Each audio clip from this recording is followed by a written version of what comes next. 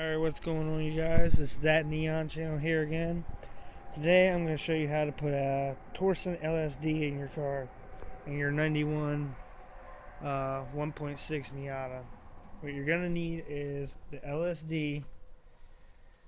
We're not going to use that one because the carrier is broken, but I'll show you why we're changing it. But first, you're going to need the 1.8 drive shaft and 1.8 hub ends.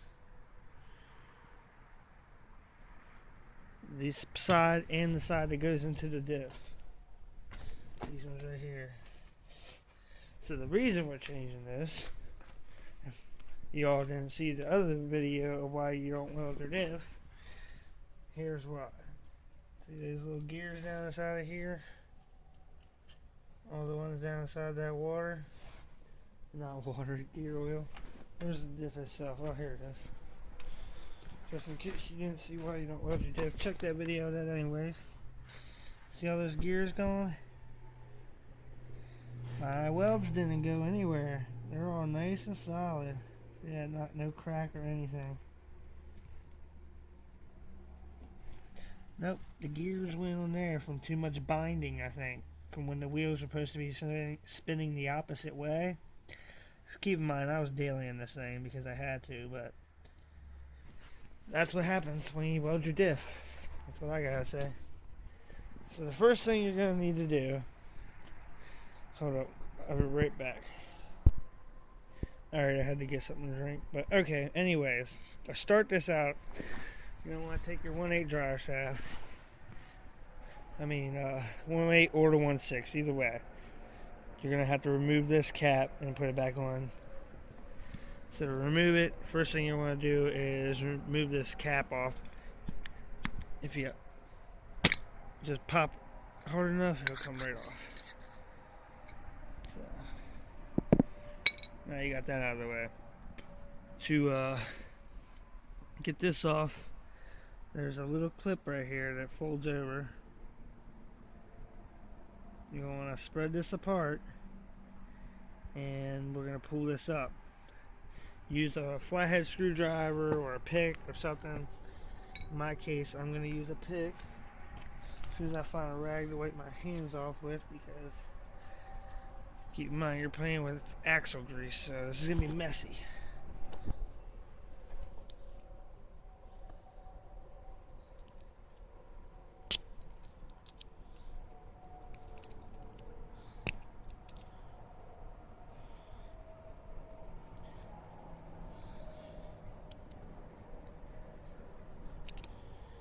Right, now this pops up out of the way.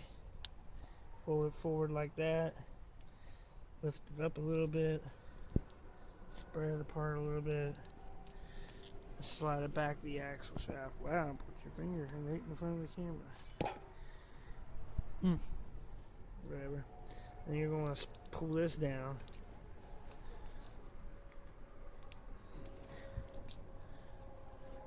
Get that out of the way. And then inside of here is a snap ring. You're going to want to get a pick or something, and there's a couple grooves. If you look, they're a little deeper. Snap your pick underneath there. Wow, if I could get the camera, snap your pick under here, pull it down, you'll find a snap ring. Pop it out of the way. Pop it out of the way. Wipe your pick off. Wipe your fingers off. And then it pops up off. And then you're going to take the 1.8. What is it called? Hub end or something.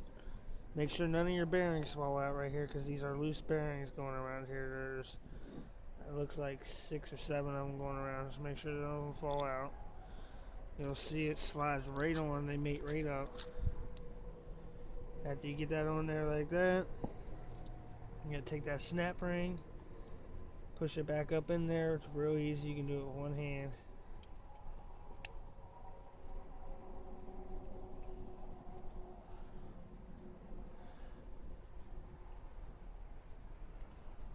You could switch the whole axles if you got them, but I could unfortunately not get the axle out of one side because it was seized in the knuckle.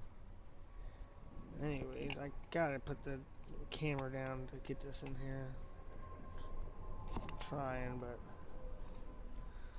I'll be back.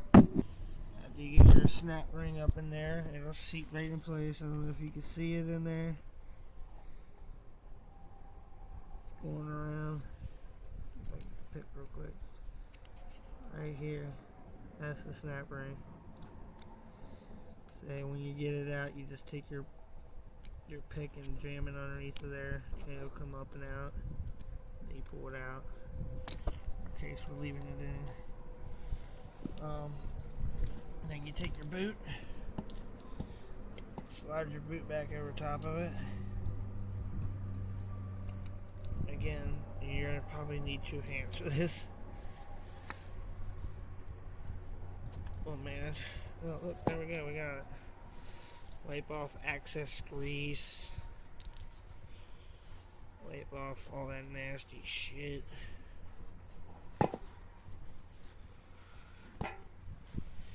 Take your clamp, wrap it back around there, especially if you don't break it. And if you do break it, use a hose clamp. A nice, probably a 3/8, 3 5/8, right? 3" 5/8. Alright, and then you're gonna push these 2 tabs back down over top. Obviously, I can't do that without my other hand, but that's how you switch your hubs over. You get those little things clamped back down.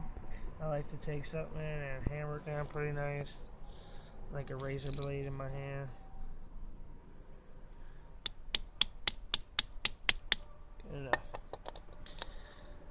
Clean this shit up real nice.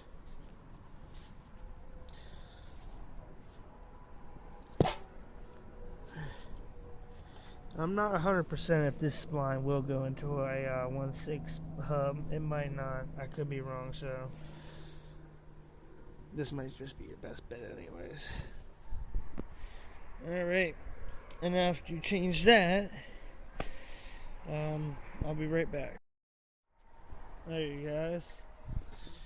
Next thing you want to do is remove your axle nut if you're changing the whole axle. If not, just change the ends. Then you're going to skip the step. But you're going to want to remove these 14 and remove this bolt out of here so you can have some play to get your axle on the diff and off the diff. So we're going to take that off now. As soon as I find my ratchet.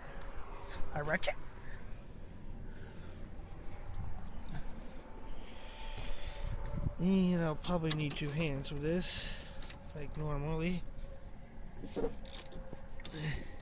Yeah, I need 2 hands because she's spinning. Alright, so I'll be back. Alright guys, now that I got that removed, now you got play with your axle, put it in and out of the diff. This is going to be the tricky part because I got my car jacked up on the side and the e-brake's on, holding the car from moving. So let me chuck the tire just to be safe, because I don't feel safe at all. I ain't had the best of luck lately. My car did break down 2 hours away, so I just got it home today. That was 3 days ago it broke down. So let's just chuck the tire just to be safe.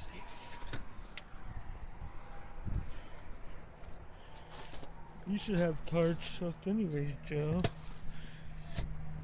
Nah. Damn, chuck the tire, see? Let's see what happens when you let go of the e-brake.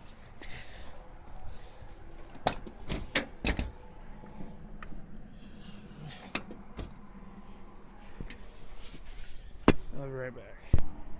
Alright, so that went better than recording. And if you're pulling your whole axle out, be gentle when you hit this shit because it's Japanese metal, I guess, and it's really mushy. So I had to grind mine down on the other side because I already did the other side. Just don't do that.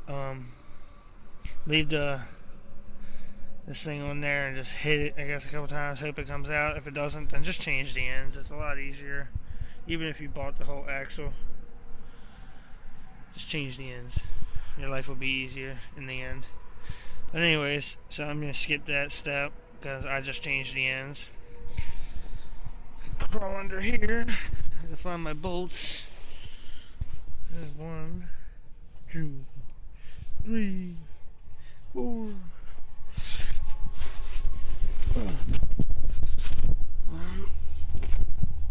So you're going to take this thing and spin it whatever you need it, and you're going to get someone, a friend or whatever, to push down this spindle, and then you can get your axle up on the bolts. So I'm going to need 2 hands to do that, so I'll be back. Ta-da! We got it on there. Alright, now we just need to put the threads, tighten the threads down, and you put the bolt with the lock washer on there.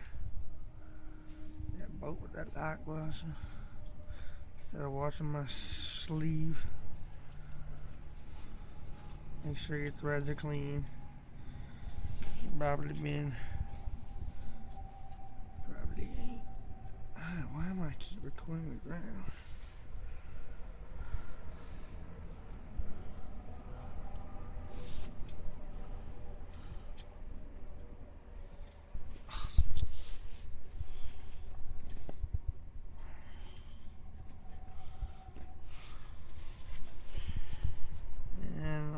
After you get them all on there, tighten them down. Well, the ratchet, they're 14 millimeters, by the way. You see the, let me hit that. The ratchet, please. Gracias.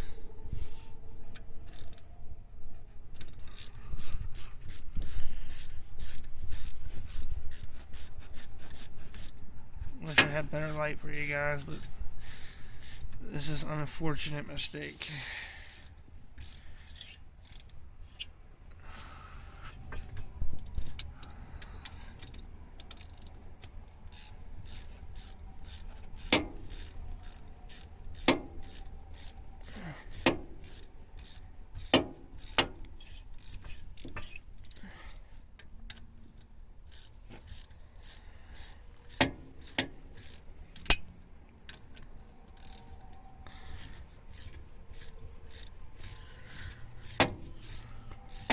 This is boring.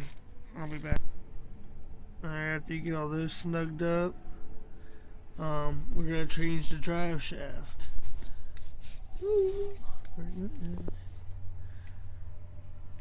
There's the drive shaft. It don't bolt to anything except for the diff right here. And that's it. So, we're changing that bad boy. Because it's too long. Weird. But yeah, I'm gonna have to do that without you. Sorry. But if you're changing your diff, it's the easiest thing to ever do. Remove those 4 bolts on this side, those 4 bolts on this side. You release these 14 on each hub, pop your axles out of the way, and then you have a 17 millimeter there. 14 there, or 14 there. They might be 12, so I'm not 100%. Then you got another 17 there, and another 14 or 12, I can't remember. They got 4 14s going around the drive shaft, and these 2 17s, yeah. 17, yeah, there's 2 17s here. I'm missing one right now. I haven't put it in yet. I got it. And then your diff will fall. It'll fall right out. Easiest thing to ever change. Well, you have to pry it off of here at least. That's how I do it. Supposedly you can get these little fucking things out of the way, but because they go up inside of this piece right here, and it's nearly impossible to get off, so I just pry it off with a screwdriver and pry it back on with a screwdriver and fight it for a couple hours, but I get it. It's almost impossible, I think, to get it off of that bear. But if you can get it, more power to you. So now next thing we're gonna do is remove that drive shaft, so I'll be back. Alright guys, after you slide your drive shaft out of here, you're gonna slide the new one in. Be careful. I mean it leaks a little bit of fluid, but I guess you don't have to be too careful. I forgot the bolts, so I bought new bolts. Just some nice stainless bolts on there. Tighten, bolt down your drive shaft. Tighten it down. In my case, I gotta put some fluid in the train because I spilled some out. Changing the taking the speed sensor out. So I gotta do that. After I do that, drive shaft will be changed. Shows you how to do the diff. Put the axles in, tighten the bolts down. Change your diff fluid, put some new fluid in it. Check out that video if you want to see that. So I gotta strap up this cord with some zip ties to that, through those little holes, and go for a test drive and put my exhaust on. And I'll be done. So I hope you liked how I showed you how to do a LSD swap. I'll show you a burnout tomorrow, and peace out.